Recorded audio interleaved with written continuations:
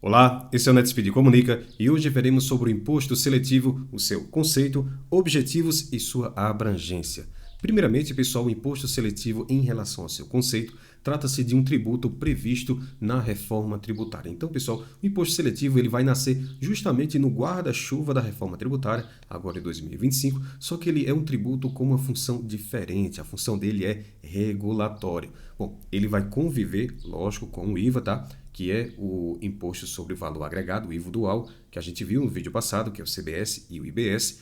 E praticamente, pessoal, ele tem um objetivo diferente. Ele vai sinalizar preços, ele vai aumentar alguns preços para desincentivar o consumo de produtos nocivos. Bom, que é justamente o nosso segundo ponto, a sua abrangência. Bom, ele vai incidir sobre bens e serviços prejudiciais à saúde e ao meio ambiente. Bom, pessoal, o foco aqui são de itens que provocam externalidades negativas, tá? Por exemplo, cigarros, bebidas alcoólicas, tá?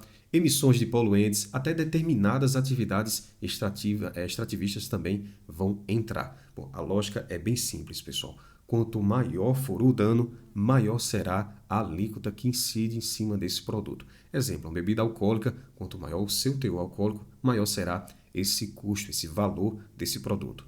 Bom, e por quê? Que é o objetivo? Qual o objetivo desse imposto? É justamente desestimular o consumo e corrigir externalidades.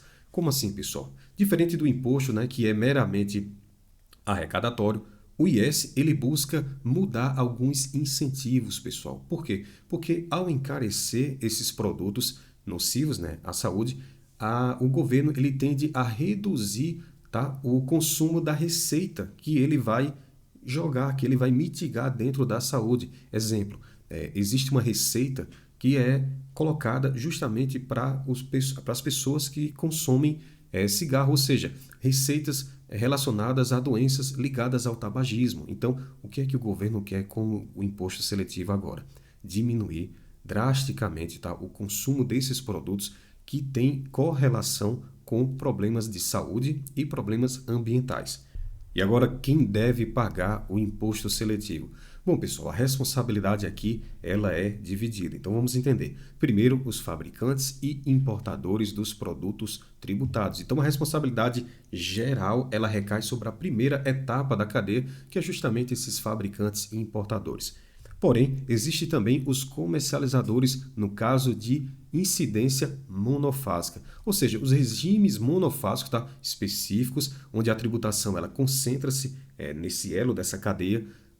Haverá a hipótese, pessoal, basicamente do comercializador ele assumir a apuração, tá, quando a lei definir. Então, o pessoal que tem esses produtos, né, que revende esses produtos, que são distribuidores desses produtos, eles podem sim fazer parte dessa parte de quem deve pagar no início da cadeia, perfeito? Bom, e também alguns serviços específicos, tá? Então, serviço específico é a extração de minério. Então, o IS ele pode alcançar também essas atividades, tá, que têm impacto ambiental. Então, mineração tem um impacto ambiental e só que especificamente na mineração existe um teto de valor e a gente vai ver sobre isso que é justamente as suas alíquotas, tá? Vamos entender agora as alíquotas e os produtos abrangidos. Primeiro, pessoal, vai ser definida em lei complementar com a possibilidade de ajustes conforme o impacto causado. Então, a lei ela vai fixar, lógico, tetos máximos, tá? Mas o executivo ele pode ajudar nessas alíquotas, tá? Ajustar essas alíquotas aí dentro dos limites que vai haver. Ou seja, depende muito do impacto desse produto. Os produtos com alto potencial aí nocivo, eles podem ter alíquotas mais elevadas para desestimular o seu consumo. Um exemplo é quanto um tipo de minério, dependendo do minério, né, vai ter uma alíquota mínima. O cigarro e as outras bebidas alcoólicas também tendem a ter percentuais mais altos. Bom, em relação a teto, vou dar um exemplo aqui para vocês, tá? O exemplo aqui é de 0,25 para minérios, né, para os minerais. Bom, em questão de mineração, existe, né, a própria lei, ela desenhou de forma mais interessante para calibrar o impacto econômico, pessoal, e ambiental. Por quê? Por que que eles adotaram esse teto mais modesto aí especificamente para o minério. É justamente para evitar, pessoal, de certa forma, aquela fuga de investimentos. Então, é por isso que esse teto para mineração ele é bem mínimo. Vamos entender agora os impactos no mercado. O primeiro é a alteração de preço ao consumidor final. O IS, pessoal, ele tende a encarecer, tá, produtos que são nocivos e, de certa forma, reduzir esse consumo. Ele vai criar, pessoal, de certa forma, uma oportunidade, tá, para que os produtos alternativos, né, com menor impacto, eles fiquem mais competitivos em relação ao seu preço. Então, imagina que o IS ele vai aumentar o preço das bebidas alcoólicas, tá? Então, os fabricantes eles podem investir em linhas de bebidas sem álcool, tá? Para manter essa competitividade também, ok? Exemplo também de refrigerantes. Então, o refrigerante ele vai ficar mais caro, né? O refrigerante que tem mais açúcar e o que tem menos açúcar vai ficar efetivamente mais barato. Pessoal, segundo ponto, mudanças na competitividade entre esses produtos. Entra justamente aqui a questão dos refrigerantes. Então, essa competitividade vai acontecer o quê? A incidência, lógico, a incidência desse imposto ela é bem seletiva, né? Então, nesses itens que são menos nocivos, tá? Eles vão ganhar, de certa forma, uma vantagem relativa aos outros produtos, justamente por questões de preço. Com o preço mais baixo, tende o consumidor ir até esses produtos. Bom, o terceiro ponto aqui é os incentivos à inovação e sustentabilidade. Como assim? Bom, os produtos que são mais caros, tá? O que é que provavelmente as empresas vão fazer?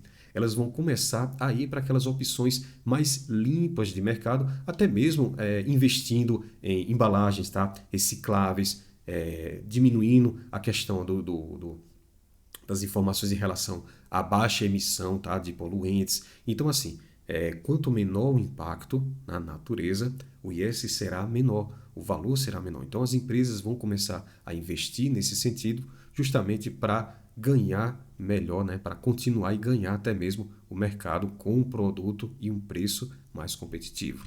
Pessoal, obrigações acessórias. Vamos entender aqui. A primeira é declaração em documento fiscal, nota fiscal eletrônica e nota fiscal do consumidor.